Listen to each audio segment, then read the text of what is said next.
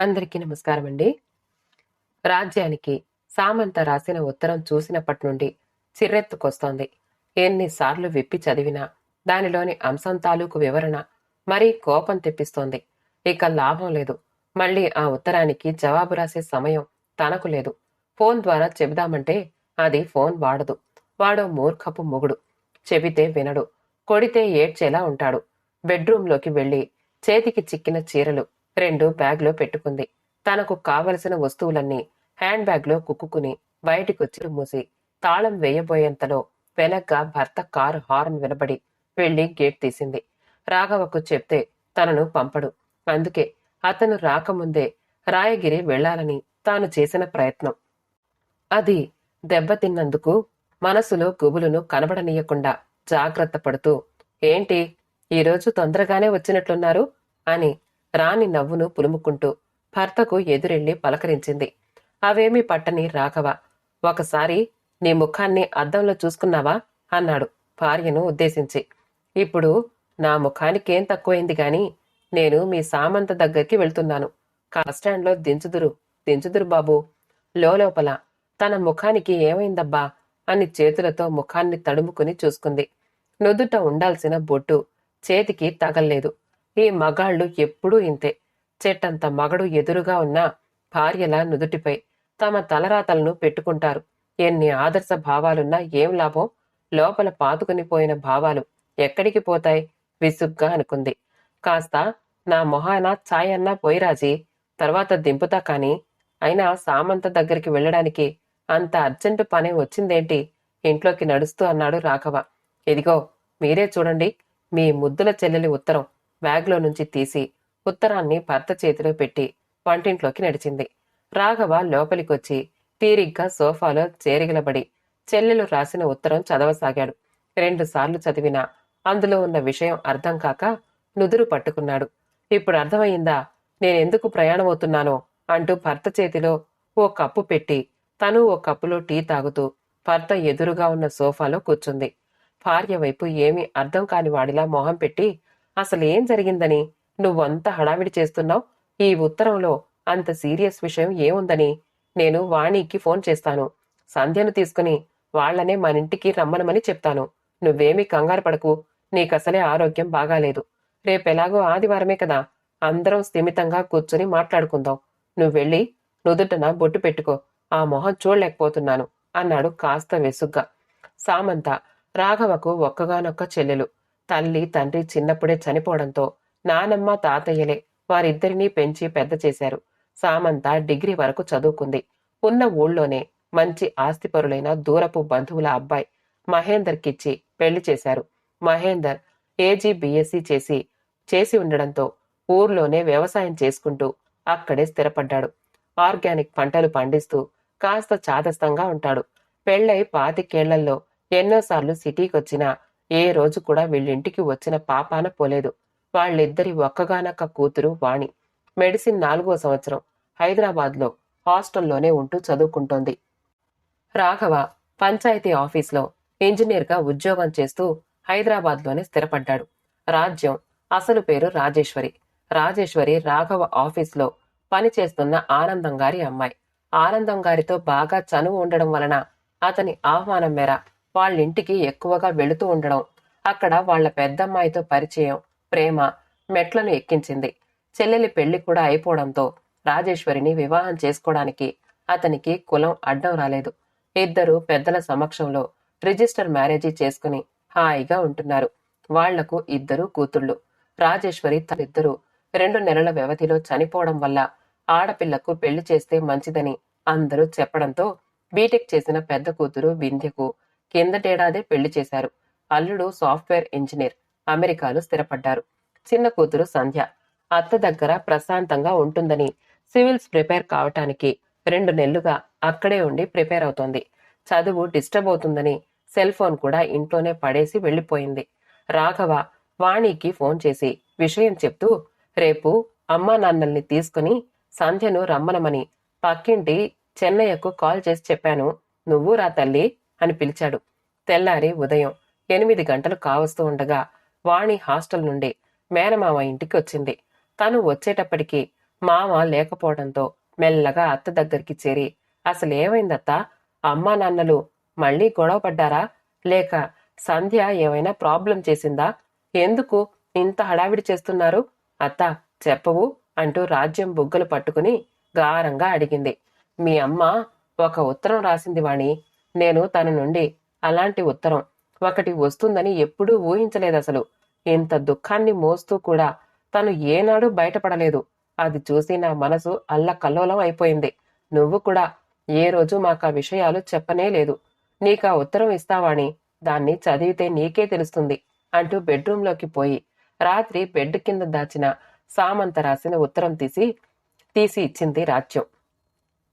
ఉత్తరం చదివిన వాణికి తల తిరిగినట్లయింది. చదివిన ఉత్తరాన్ని మడతపెట్టి తన హ్యాండ్ బ్యాగ్లో పెట్టుకుంటూ అనుకుంది. తల్లి ఆలోచనలో ఉన్న నిజం తనకు ఇన్ని రోజులు తెలియక కాదు, తెలిసి ఏమీ చేయలేకనే తను వారికి దూరంగా వచ్చి తన చదువేదో చదువుకుంటోంది. ఇంత సడన్ గా నిర్ణయం చేసుకోవడానికి కారణం ఏమై ఉంటుందో? తల్లి పడుతున్న బాధ, వేదన గుర్తుకొచ్చి దుఃఖం గొంతులోకి తన్నుకొచ్చినట్లయింది. అక్కడే ఉంటే కన్నీళ్లు తన చెక్కిళ్లను ఎక్కడ తడిపేస్తాయోనని అత్త ముందు నుండి కదిలి హాల్లోకి వెళ్లి కూర్చుంది. సామంత, సంధ్య ఊరి నుంచొచ్చి చాలాసేపయింది. మహేందర్ రాకపోవడమే మంచిదయ్యింది. లేకుంటే అతని ముందు మనసు విప్పి మాట్లాడుకునే వీలుండదు మనసులో అనుకుంది రాజేశ్వరి. ఎవ్వరూ ఎవరితో మాటలు కలపలేదు. అంతా పొడిపొడిగా ఉంది వాతావరణం. రాజ్యం వంట పదార్థాలన్నింటినీ గిన్నెల్లోకి సర్దిపెట్టింది. రాఘవ అది గమనించినట్లుగా టేబుల్ దగ్గరకొచ్చి కుర్చీలో కూర్చున్నాడు. లోపల రూంలో కూర్చుని టీవీ చూస్తున్న వాణి సంధ్యలను కేకేశాడు. సామంత మాట్లాడకుండా వచ్చి అన్న పక్కన కుర్చీలో కూర్చుంది. వాణి, సంధ్య వచ్చి సామంతకు ఎదురుగా ఉన్న కుర్చీల్లో కూర్చున్నారు. రాజ్యం అందరికీ వడ్డించి భర్తకు ఎదురుగా వచ్చి కూర్చుంది. మౌనాన్ని ఛేదిస్తూ రాఘవ సామంత వైపు చూస్తూ, ఈ వయసులో నీకు ఇదేం పాడుబుద్ధి సామంత? పిల్ల పెళ్ళిడికొచ్చింది. నీకసలు బుద్ధుందా? లోకం ఏమనుకుంటుందో ఆలోచించావా? అయినా ఇన్ని రోజులు లేనిది ఇప్పుడు నువ్వు కొత్తగా పడుతున్న కష్టాలేంటో చెప్పు కాస్త విసుగ్గానే అడిగాడు. సామంత సిగ్గుతో తలదించుకుంది. అన్నను ఎలా కన్విన్స్ చేయాలా అని ఆలోచిస్తూ కంచంలో అన్నం కెలుకుతూ ఉంది. రాజ్యం భర్తను కోప్పడుతూ, భోజనాలు అయిపోయాక మాట్లాడొచ్చులేండి, ప్రశాంతంగా ముందు భోజనాలు చెయ్యండి విసుగ్గా అంది. రాఘవ మౌనం వహించడంతో అందరూ భోజనాలు ముగించి హాల్లోకొచ్చి కూర్చున్నారు. సంధ్య, నువ్వక్కడికి వెళ్ళి 2 నెలలు కావస్తూ ఉంది. అక్కడ జరుగుతున్న విషయాలు నాకు చెప్పాలని నీకెందుకు అనిపించలేదు? కూతుర్ని ఉద్దేశించి కటువుగా అన్నాడు. నేను వాణికి ఎప్పటి విషయాలు అప్పుడే చెప్తూనే ఉన్నాను డాడీ. నిజానికి అత్త కూడా నన్ను నీకు చెప్పొద్దని అంది. తనే ఒక నిర్ణయం తీసుకున్నాక స్వయంగా నీకు చెప్పాలని అనుకుంది. ఈ విషయాలన్నీ వాణికి మొదట్నుంచి తెలుసు. అసలు ఈ నిర్ణయం కూడా ఇద్దరూ కలిసే అనుకున్నారు. కాకపోతే అత్త సడన్ గా మీకు చెప్పింది అంతే. రాఘవ ప్రశ్నార్థకంగా వాణి వైపు చూశాడు. నిజమా అన్నట్లుగా. వాణి తలను దించుకుంది. సంధ్య చెప్తున్నది నిజమేనన్నట్లుగా. రాఘవకు కోపం తన్నుకొచ్చింది. తల్లి కూతుళ్ళిద్దరూ నిర్ణయం తీసుకున్నాక ఇక ఇప్పుడు నేను అది చేయగలనులే అన్నాడు నిష్ఠూరంగా. అది కాదన్నయ్యా, మీ ఇద్దరికీ అసలే ఆరోగ్యం బాగాలేదు కదా. మా విషయాలు చెప్పి ముఖ్యంగా నిన్ను ఇబ్బంది పెట్టడం ఇష్టం లేక చెప్పలేదు. నువ్వు కోపంతో మహేందర్ను పిలిచి కోప్పడతావేమోనని భయం వేసి కూడా చెప్పలేకపోయాను. అవును, మా ఆరోగ్యాలు ఆలోచించావు గాని నువ్వంటే నాకున్న ప్రేమను అర్థం చేసుకోలేకపోయావు కోపంగా అన్నాడు రాఘవ. లేదన్నయ్యా, మహేందర్లో ఇక మార్పు రాదని నిర్ణయించుకున్నాకే నేను ఈ నిర్ణయం తీసుకున్నాను. మనసు చంపుకుని ఎన్ని రోజులని నన్ను నేను ప్రశ్నించుకున్నాను. అందుకే ఇక నాకు అక్కడ ఉండాలని అనిపించడం లేదు. అందుకే వదినకు ఆ లేఖ రాశాను. అలా ఎందుకు అనుకుంటావు సామంత? మేము లేమా? వాణ్ణి ఊరికినే అలా ఎలా వదిలేస్తాను? ఇన్నేళ్ల అనుబంధంలో వాడు అర్థం చేసుకుంది ఇదా? అసలు నువ్వు చాలా పొరపాటు చేశావు. వాడెప్పుడు నిన్ను వంచడం మొదలుపెట్టాడో అప్పుడే చెప్తే ఆనాడే విడిపోయి ఎవరి జీవితం వాళ్ళు హాయిగా బ్రతికుండేవాళ్ళు. నాకు తెలియదుగా అన్నయ్య, అతను ఏ రోజు నిజాన్ని మాట్లాడి ఎరుగడు. ఏదైనా మాట్లాడబోతే నువ్వు హైదరాబాదులోలా బ్రతకాలంటే నాతో కుదరదు. కావాలంటే నువ్వెళ్ళి మీ అన్నయ్య వాళ్ళ ఇంట్లో ఉండు అని నా నోరు మూయించేవాడు. అత్తయ్య, మావయ్య చనిపోయేంత వరకు ఓపిక పట్టాను. వాళ్లను ఆ వయసులో ఇబ్బంది పెట్టొద్దని. అయినా మావయ్య చనిపోయినప్పుడు ఆమె మా ఇంటికి వచ్చేదాకా వ్యవహారం ఇంత ముదిరిపోయిందని తెలుసుకోలేకపోయాను. ఎవరామె? అంత చిన్న ఊర్లో నువ్వు తెలుసుకోవడానికి ఇంతకాలం పట్టిందంటే ఇది ఇప్పటి వ్యవహారం కాదని అనిపిస్తోంది. అవునండి, మీకు 10 సంవత్సరాల క్రిందటే నేను చెప్పబోయాను మహేందర్ గురించి కొన్ని విషయాలు. గుర్తుందా? మీరప్పుడు నన్నే కోప్పడ్డారు. అనవసరంగా వాళ్ల మధ్య అనుమానాలు రేపకు. అలా ఉంటే మా అత్తయ్య మావయ్యలు ఎందుకు సామంతను చేసుకుంటారు అని నా నోరు మూయించారు. అప్పుడే నా మాట విని ఉంటే ఇప్పుడు ఇలా ఆలోచించేవాళ్లం కాదుగా. భర్త తన మాట ఆనాడు వినలేదన్న అక్కసుతో కూడిన కోపంతో అంది రాజ్యం. అవును రాజ్యం, నీ మాటను అప్పుడే వినుంటే మహేందర్ని, అత్తయ్య మావయ్యలను ఆ రోజే నిలదీసి ఉండేవాణ్ణి. వ్యవహారాలన్నీ అప్పుడే తేలిపోయేవి. పెళ్లికి ముందు ఏవీ చెప్పకుండా వాళ్ళింత దుర్మార్గానికి ఒడికడతారని అనుకోలేదు. నుదురును రుద్దుకుంటూ అన్నాడు రాఘవ. మావయ్య, మీరు అనవసరంగా ఆలోచించకండి. మీకు అసలే ఆరోగ్యం బాగాలేదు. హార్ట్ సర్జరీ అయి సంవత్సరం కూడా కాలేదు. అమ్మ అందుకే మీకు తెలియకుండా ఇన్ని రోజులు జాగ్రత్త పడింది. అవును నాన్న, అనవసరంగా హైరానా పడకండి. డాక్టర్లు మరీ మరీ చెప్పారు రిస్క్ తీసుకోవద్దని అంది తండ్రినే గమనిస్తున్న సంధ్య. నాకేం కాదులేరా సంధ్య. అత్తకు ఇన్ని కష్టాలున్నాయని ఏ రోజు నువ్వు కూడా చెప్పలేదు. 2 నెలలుగా అత్త దగ్గర ఉంటూ ఒక్క ఫోన్ను కూడా చేసి చెప్పలేకపోయావు. నిష్ఠూరంగా కూతుర్ని విసుక్కున్నాడు. రాఘవ తనను తాను చాలాసార్లు తిట్టుకున్నాడు. ఈ వయసులో తన చెల్లెలికి దుఃఖాన్ని కలిగించిన మహేందర్ను చంపాలి అన్నంత కోపమొచ్చినా ఆపుకుని గృహప్రవేశ కార్యక్రమం అయ్యేంత వరకు మౌనంగా ఉండిపోయాడు. వచ్చిన బంధువులందరూ చాటుమాటుగా నోరు నొక్కుకోవడం చూసి సిగ్గుతో తలదించుకున్నాడు. 3వ రోజు ఇంటికొచ్చిన చెల్లెలు మహేందర్ను చూసి మౌనంగా తన రూంలోకి వెళ్లి తలుపేసుకుని లోపల కూర్చున్నాడు. రాజేశ్వరి తలుపు తీయమని ఎంత మొత్తుకున్నా తీయకుండా భీష్మించుకుని బయటికి రాలేదు. అర్ధగంట అయినాక మహేందరే వెళ్లి తలుపు కొట్టి, బావా, నన్ను క్షమించు. నేను తెలిసి చేసినా తెలియక చేసినా తప్పే చేశాను. నా తప్పును ఒప్పుకుంటున్నాను. అమ్మా నాన్నలు కులాంతర పెళ్లికి ఆ రోజు ఒప్పుకోలేదు. అందుకే సామంతను పెళ్లి చేసుకోవాల్సొచ్చింది. నీకైనా చెప్తానని పట్టుబట్టాను. అమ్మ ఒప్పుకోలేదు. నీకు చెప్తే తను ఉరి వేసుకుంటానని బెదిరించింది. తప్పని పరిస్థితిలో నేను సామంతను పెళ్లి చేసుకోలేక తప్పలేదు. సామంతకు ఎలా చెప్పాలో అర్థం కాలేదు. చెప్పి బాధ పెట్టడం కన్నా చెప్పకుండా ఉండడమే మేలని అవుతున్నాను. రాఘవ ఏమనుకున్నాడో ఏమో తలుపులు తెరుచుకుని బయట హాల్లోకొచ్చి కూర్చున్నాడు. మహేందర్ రాఘవకు ఎదురుగా కూర్చున్నాడు. రాజేశ్వరి, సామంత వాళ్లకెదురుగా ఉన్న సోఫాలో కూర్చున్నారు.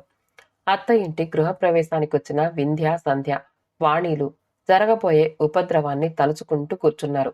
మహేందర్ చాలా తెలివిగా మాట్లాడానని అనుకోకు. నేను ఆ రోజుల్లోనే కులాంత వివాహం చేసుకుని 2 బిడ్డల్ని కని హాయిగా ఉన్నాను.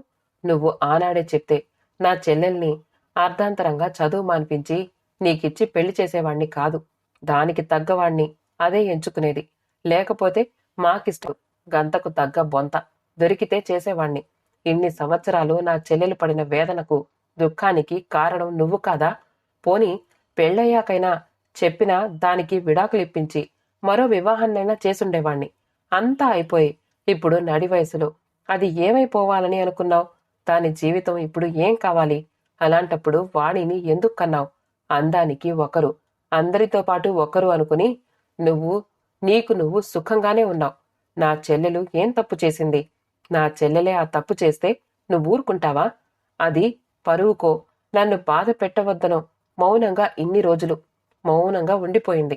రొప్పుతూ గుండె పట్టుకున్నాడు రాఘవ. వాణి పరిగెత్తుకుంటూ వంటింట్లోకి వెళ్లి గ్లాసులో మంచినీళ్లు తీసుకునొచ్చి మావయ్యకు ఇచ్చింది. మీరు ఆవేశపడకండి మావయ్య. ఇప్పుడైపోయిన వాటిని గురించి ఆలోచించి మనసు పాడు చేసుకోవడం ఎందుకు? మీరు రెస్ట్ తీసుకోండి అంది వాణి. రాఘవ కాస్త కుదుట పడ్డాక మహేందర్ లేచి నిలబడుతూ, బావా, వెళ్ళొస్తాను అన్నాడు. రాఘవ ఏమీ మాట్లాడకపోయేసరికి మహేందరే తిరిగి రాఘవ చేతులు పట్టుకుని, సామంత కోరిక మీదనే నేను ఇక్కడ ఇల్లు కొని వాణ్ణి చదువు అయిపోయేంత వరకు ఉంటారని అన్ని ఏర్పాట్లు చేశాను. అలా అని వాళ్ళ బాధ్యతలు మర్చిపోతానని అనుకోకు. వాళ్ళిద్దరూ నా వాళ్ళు. నేను బతికున్నంత వరకు వారికి ఏమీ లోటు చేయనని నీకు మాట మాత్రం ఇవ్వగలను. అక్కడి నుండి బాధతో వెళ్ళిపోయాడు మహేందర్. సామంతకు ఇప్పుడు క్షణం తీరడం లేదు. వాణి కాలేజీకి వెళ్ళిపోయిన తర్వాత తన డిగ్రీ క్లాస్మేట్ వనజ పనిచేసే స్కూల్లో డ్రాయింగ్ టీచర్గా చేరింది. అప్పుడప్పుడు తన మరో స్నేహితురాలు విమలతో కలిసి పర్యావరణంపై అనేక గ్రామాలు తిరుగుతూ ప్రజల్లో అవగాహన పాఠాలు చెప్తూ వారిని ఎడ్యుకేట్ చేస్తోంది. తాను తిరిగొచ్చిన అనేక ప్రదేశాల్లోని వింతలు, విశేషాలు, ప్రజల జీవన విధానానికి సంబంధించిన అనేక పార్శ్యాలను వివరిస్తూ అక్కడ ప్రజల ఎదుగుదలకు ప్రభుత్వం ఏర్పాటు చేయవలసిన సదుపాయాలను వివరిస్తూ వ్యాసాలు రాస్తోంది. కాలం ఎవ్వరి కోసం ఆగదు. వాణి పీజీలో సీటు సంపాదించింది. ఉస్మానియా మెడికల్ కాలేజీలో గైనకాలజీ స్పెషలైజేషన్ చేస్తోంది. నెలకొకసారి మహేందర్ వచ్చి ఇంట్లోకి కావలసిన సామాను, ఇతర విషయాలు చూసుకుని కూతుర్ని శ్రద్ధగా చదువుకోమని చెప్తూ వెళ్తున్నాడు. సంధ్య ఎంత కష్టపడ్డా సివిల్స్ కొట్టలేకపోయింది. గ్రూప్ 1 ఆఫీసర్గా స్టేట్ గవర్నమెంట్లో ఉద్యోగాన్ని సాధించింది. నెలకు 70,000 జీతాన్ని సంపాదిస్తోంది. ఇద్దరికీ 2 రోజులు సెలవు రావడంతో ఎన్నో రోజులుగా వాయిదా పడుతున్న గోవా ట్రిప్ను ఈసారి ఎలాగైనా వెళ్లాల్సిందేనని పట్టుబట్టి వాణి, సంధ్య వెళ్లిపోయారు. రాజేశ్వరి సామంతను చూసి వద్దాం రమ్మని రాఘవను బ్రతిమలాడింది. అతను రానని భీష్మించుకుని కూర్చోవడంతో ఒక్కటే బయలుదేరి సామంత ఇంటికొచ్చింది. ఒంటరిగా వచ్చిన వదిన్ని చూసి సామంత, అన్నయ్య కూడా వస్తే పోయేది కదా వదినా అంది. రాజేశ్వరి లోపలికి వెళుతూ హాల్లో పేపర్ చదువుతూ సోఫాలో కూర్చున్న మహేందర్ని చూసి, బాగున్నావా అని పలకరించింది. మహేందర్ లేచి నిలబడి తల ఊపి మళ్లీ పేపర్ చదవడంలో మునిగిపోయాడు. లోపలికొచ్చిన రవి సామంతను చూస్తూ, ఏంటి వారానికే ఒక్కరోజు వస్తున్నాడా లేక ఇక్కడే ఉంటున్నాడా అని ఆశ్చర్యంగా అడిగింది. సామంత వదిన చేతిలో మంచినీళ్ల గ్లాసు పెడుతూ, వాణికి ఏదో పెళ్లి సంబంధం వచ్చిందని చెప్పడానికొచ్చాడొదినా. నెలకొక్కసారి వచ్చినప్పుడు తండ్రి కూతురు వెళ్లి ఇంట్లోకి కావలసిన సరుకులు కొనుక్కొనొస్తారు. పిల్లకు కావలసిన డబ్బేదో దాన్ని చేతిలో పెట్టి వెళ్తున్నాడు. అతను వచ్చినప్పుడు పిల్ల ఇంట్లోనే ఉంటుంది కాబట్టి నేను వంట చేసి టేబుల్ మీద పెడితే వాళ్ళ నాన్నకు వడ్డించి అది తింటుంది. ఎంతైనా ఆయన కూతురే కదా, దాని ప్రేమను కాదనే హక్కు నాకెక్కడుంది అంది. నీతో మాట్లాడా? అది అది లేనప్పుడొస్తే ఎలా మరి? రాజేశ్వరి తన సందేహాన్ని వెలిబుచ్చింది. వస్తే ఏముందొదినా, మేమేమైనా శత్రువులమా? కొట్టుకుని పరువు తీసుకుని బజారున పడ్డామా? ఎంతైనా భార్యాభర్తలమే కదా. నాకు అతని మీద ఎలాంటి ఈర్ష్య, ద్వేషాలు లేవు. పగలు సాధింపులు లేవు. అతనికిష్టం వచ్చినట్లుగా అతను జీవిస్తున్నాడు. నేనెలా జీవించాలి అని కోరుకున్నానో నేను అలాగే సంతోషంగా ఉన్నాను. తల్లిదండ్రులకు భయపడో, సమాజానికి వెరసో నన్ను కష్టంగా పెళ్లి చేసుకుంది అతను. నేను పూర్తి విశ్వాసంతో అతన్ని కావాలి అనుకున్నాను. కాకపోతే మా మనసులు కలవకపోయినంత మాత్రాన మేము భార్యాభర్తలం కాకుండా పోలేం కదా. ఒక భర్తగా అతను నా నమ్మకాన్ని ఒమ్ము చేసుండొచ్చు. అంత మాత్రాన అతను సమాజంలోని అందరికీ చెడ్డవాడు కాదుగా వదినా. నిజానికి మొదట్లో నువ్వన్నట్లుగా నేను చాలా బాధపడిన మాట వాస్తవమే. ఆలోచించి కొన్ని రోజులు మనసు పాడు చేసుకున్నాను. దాని వలన మనశ్శాంతి కోల్పోయాను. నాలో నేనే మదనపడుతూ నన్ను నేను ప్రేమించుకోవడం మానేశాను. నా మీద నాకే కోపం వచ్చేది. మళ్ళీ నా మీద నాకే జాలి వేసేది. బాగా ఆలోచించగా నా ఒంటరితనాన్ని మాయం చేసే నా నేస్తాలు మా ఊరి గ్రంథాలయంలో కనిపించాయి. అప్పట్నుండి పెళ్లికి ముందు వదిలేసిన సాహిత్యాన్ని చదవడం మొదలుపెట్టాను. నాలో నాకు తెలియకుండానే ఏదో మార్పు కనిపించింది. అనవసరంగా ఇన్ని రోజులు సాహిత్యాన్ని మర్చిపోయినందుకు సిగ్గనిపించింది. లేని దాని గురించి ఆలోచిస్తూ నాలో ఉన్న లోపలి మనిషిని ఇన్ని రోజులుగా గుర్తించలేకపోయాను. కలవని మనసులను ఒక చోట బంధించడం కష్టమనిపించింది. అందుకే నా నిర్ణయాన్ని నీకా ఉత్తరంలో రాశాను. వదినా, అయినా నేనిప్పుడు 50లో పడ్డాను. ఈ వయసులో అరచి యాగి చేసి గొడవ పడితే నష్టం అతనికే కాదు, నాకు కూడా. రేపు పిల్ల పెళ్లి చెయ్యాలి. వచ్చిన వాళ్ళు మీ నాన్న ఏడని అడిగితే అది ఏమని సమాధానం చెప్తుంది? ఇవన్నీ ఆలోచించే ఆయన ఇంటికి వచ్చిపోవడానికి ఒప్పుకున్నాను. అంతేగాని అతనితో ఇక్కడ సంసారం చేసి ఆదర్శ దంపతులుగా నిలిచిపోవడానికి కాదు. అతనితో మాట్లాడకూడదని అనుకున్నానే కాని పరువు తీసుకుని పిచ్చి పనులు చేయదలుచుకోలేదు.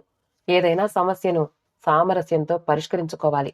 రోడ్డు మీద పడి కోర్టుల చుట్టూ, పోలీస్ స్టేషన్ల చుట్టూ తిరిగితే లాభ నష్టాలు ఎట్లా ఉన్నా కాలంతో పాటు డబ్బుతో పాటు పరువుతో పాటు మనశ్శాంతి కోల్పోవడమే తప్ప లాభం ఏమీ ఉండదు. కాదంటావా వదినా? రాజేశ్వరి సామంతను కౌగిలించుకుని, ఎంత ఎదిగిపోయావు సామంత. అక్కడ మీ అన్నయ్య చూడు, మా సామంతకు నేను ద్రోహం చేశాను అని ఎప్పుడూ బాధపడుతూ ఉంటాడు. ఒకే రక్త సంబంధం కలిగిన మీరిద్దరి మధ్య, ఇద్దరి ఆలోచనల మధ్య ఇంత వ్యత్యాసం ఉంది. నువ్వు జీవితాన్ని అర్థం చేసుకున్న విధానం చాలా బాగుంది సామంత అంది సంతోషంతో రాజేశ్వరి.